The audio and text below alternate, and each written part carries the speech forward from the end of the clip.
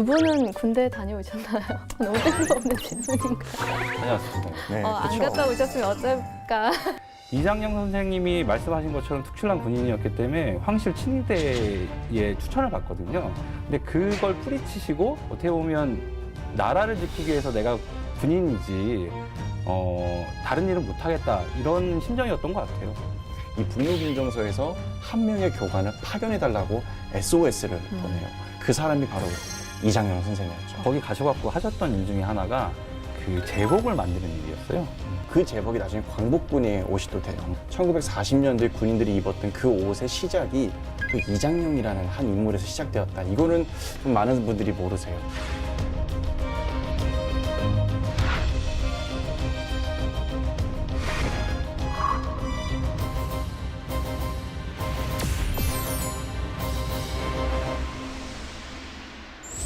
우리가 꼭 알아야 할 숨은 독립운동가 찾기, 역사 토크 히어로 두 번째 시간입니다. 오늘 함께 이야기 나눌 독립운동가는요, 바로 천안 출신의 만주벌의 독립영웅, 대구 이장영 선생입니다. 저를 포함해 이장영이라는 이름이 낯선 분들이 많이 계실 것 같은데요. 김동우 작가님, 네. 이장영 선생은 어떤 분이신가요? 영자 돌림을 쓰시는 거 보니까 뭐 생각나시는 분 없으세요? 이장영, 이동영. 예, 맞습니다. 이동영. 같은 집안 네, 사람인가요? 같은 집안 분이셨고요. 대한제국에서 참의까지 하신 군인이셨고 또 신흥문화학교 등에서 이제 활동을 하신 참 군인의 표상 같은 분이시죠. 최초의 육군사관학교, 어떤 그 대한제국의 육군 장교학교를 졸업하신 분이었고요. 그리고 군대가 강제로 우리 대한제국 해산이 됐을 때 바로 이제 만주로 망명을 하셔서 신흥무관학교를 어떻게 보면 거의 세우고 거기 초대 교관을 하신 분이에요. 그리고 나중에 또 그 출신으로서 그 후배들이 전부 다 또 광복군과 독립군으로 이어지고요. 우리 독립운동사에서 군인의 역사에서는 빼놓을 수가 없는 그런 분입니다. 그럼 같은 집안 사람들이 임시정부를 세우고 또 무관학교를 설립해서 네, 독립군을 양성했다는 얘기네요. 두 분은 군대 다녀오셨나요? 너무 뜬금없는 질문인가? 다녀왔습니다. 네, 안 그쵸. 갔다 오셨으면 어쩔까 싶으면서 물어봤는데 아이고. 그럼 군인 어떤 전 육군 병장 출신이고요. 운전병 했습니다. 운전병? 네, 네. 그러면 정 작가님은 저는 이제 공군 장교로 3년 6개월을 복무를 다 하고 만기 전역했습니다. 네, 말씀만 들어도 병장과 뭔가 하늘을 공군은 조금 정 약간 작가님 차이가 있어 어깨에 보이는데 힘이 어깨가 들어가신 것 힘이 들어온 같습니다. 것 같아요. 네, 공군으로 장교 생활을 하셨으니까 이 군대 계급 체계를 굉장히 잘 아실 것 같아요. 그럼 이장영 선생은 어느 정도 위치까지 오르셨고 또 어떤 역할을 하셨는지. 지금의 계급 제도로 설명을 드리면 당연히 사관학교를 졸업했을 때 처음에 소위로, 신임 소위로 임관을 했고요. 그리고 중위 계급에서 이제 군대가 강제 해산돼서 중위로 이제 망명을 하셨다고 보시면 됩니다. 그 당시에 중위 계급이 어느 정도인지 상당한 위치인 건가요? 그렇게 보기는 조금 어렵고요. 다만 이제 당시 사관학교에서 어떤 그 기술적인 부분 그리고 이제 교관으로서 군인을 양성하는 법, 싸움법 이런 것들을 다 배운 사람이 그렇게 많지 않았거든요, 숫자가. 그래서 당시 무관학교에는 그런 걸 가르칠 수 있는 교관이 너무나 부족한 상황이었고 그렇기 때문에 이장영 선생님께서 그런 역할을 다 수행해 준 거라고 보면 됩니다. 육군 무관학교를 졸업하고 선택할 수 있는 게 망명밖에 없었던 건가요? 아니요, 그건 아닙니다. 당시에 이제 군대가 강제 해산되고 나서 처음에는 천안에 자기 고향으로 내려오세요. 근데 아무래도 이 집안 자체가 평소에 그렇게 좀 양반가에 어떻게 보면 공부를 많이 했던 그런 명문 집안이었기 때문에 이 집안 안에서도 정말 애국자가 많았습니다. 대표적으로 저희가 처음에 만났던 이동영 선생도 같은 집안이에요. 좀 가까운 친척 거의 수준이라 보시면 되고요.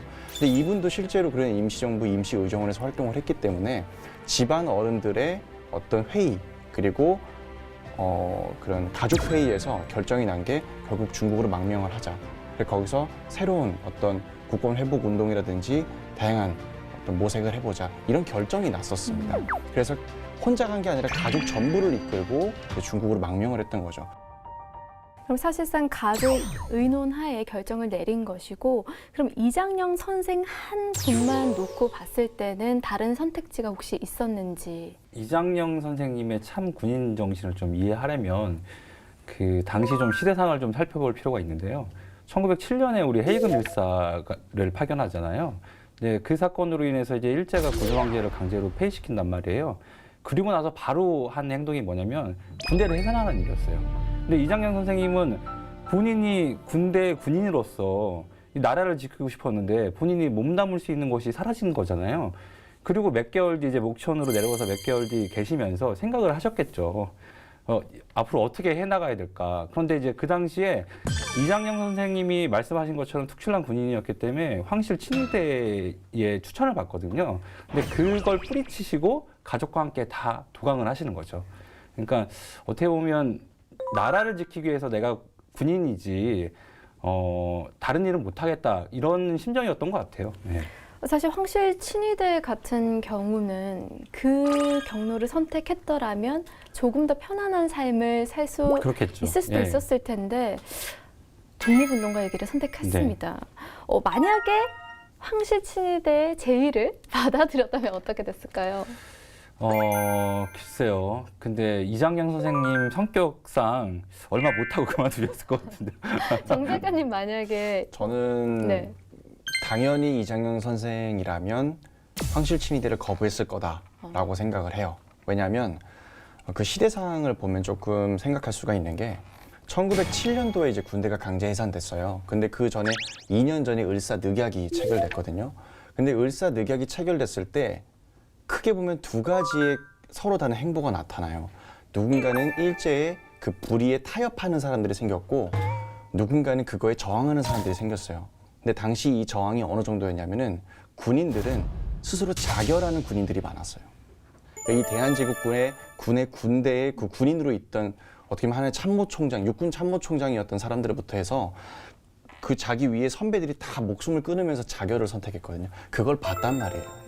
그걸 봤는데 2년 뒤에 군대가 해산됐을 때 황제의 친위대로 간다. 이미 그때 그 친위대는 그 배경과 뒤에는 일제가 있었기 때문에 이것이 자신이 걸어온 신념과 이 모든 것에 반된다는 생각을 분명히 했을 거라는 거죠. 황실 친위대 제의를 거절하고 가족과 함께 가장 먼저 간 곳이 어디죠? 이제 중국 만주로 갔는데 그때 그 지역이 바로 나중에 이제 신흥학교로 되고 신흥무관학교가 됐던 곳이에요. 근데 중요한 거는 선생이 정확하게 이제 몇 월 며칠 날 갔다. 그러니까 일은 좀 찾을 수 있어요. 11월 정도였다고 나오는데 정확히 며칠 날 갔는지도 아직까지는 그 추정을 할 뿐이고요. 정확하게 어디로 처음 망명을 했다는 것도 사실 알 수가 없어요. 다만 중국 만주에 망명을 했다가 그 이후에 신흥무관학교가 설립된 그 신흥강습소가 설립된 그 지역을 먼저 선발대로 물색을 했다. 요 정도만 우리가 사실 알 수가 있습니다. 1907년에 이제 여러 사건들이 있지 않았습니까? 이제 그 중에서도 신민회가 또 탄생하거든요. 근데 이제 신민회가 나중에 이제 만주 지역을 답사를 하게 돼요. 그때 이제 먼저 와 있던 이장영 선생님을 만나서 당연히 정보가 많았겠죠, 이장영 선생님이. 그래서 그 도와주는 역할을 하시거든요. 그래서 이장영 선생님이 그 유하연 삼원포까지 가는데 목천에서 3개월 정도가 걸리셨다 그래요. 그런데 이제 가시면서 이제 여러 군데를 답사를 하셨겠죠. 그리고 이제 신민회 이제 간부들이 농부로 위장하거나 상인으로 위장해서 몰래 그 지역을 답사할 때 이장영 선생님이 많은 도움을 드렸거든요, 사실. 그래서 신흥무관학교가 아마도 삼원포에 처음 뿌리를 내리는데 도움을 주시지 않았을까라는 이제 추정을 해볼 수 있는 거죠. 예. 그럼 망명 이후에 신흥강습소, 신흥무관학교를 위해서 굉장히 초석을 다졌다고 보면 될 것 같은데요. 신흥무관학교가 이렇게 옮겨가는 과정에도 이런 이유들이 있었을 것 같은데 그 옮겨진 경로를 좀 설명을 해주신다면요. 먼저 이제 삼원포 지역에 있다가 그다음 몇 년 있다 이제 합리화 지역으로 갑니다. 그러다가 이제 또 고산자 지역, 1919년에 이제 고산자 지역으로 넘어가게 되거든요.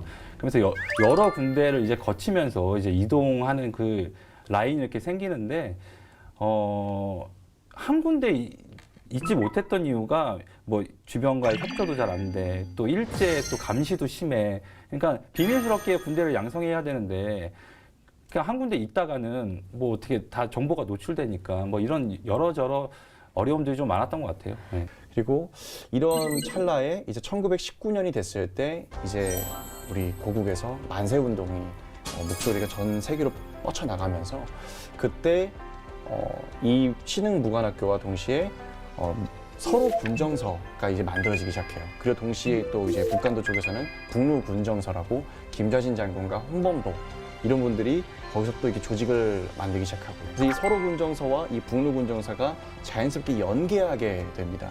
그리고 당연히 이 이장현 선생께서 너무나 뛰어난 이 서로 군정서와 이 신흥무관학교의 교관이었기 때문에 이 북루 군정서에서 한 명의 교관을 파견해달라고 SOS를 보내요. 그 사람이 바로 이장영 선생이었죠. 그래서 이장영 선생님께서 이제 기꺼이 김좌진 장군에게 우리 이장영 교관을 보내겠다 해서 진심으로 서로 연대하자, 이런 또 편지를 주고받습니다.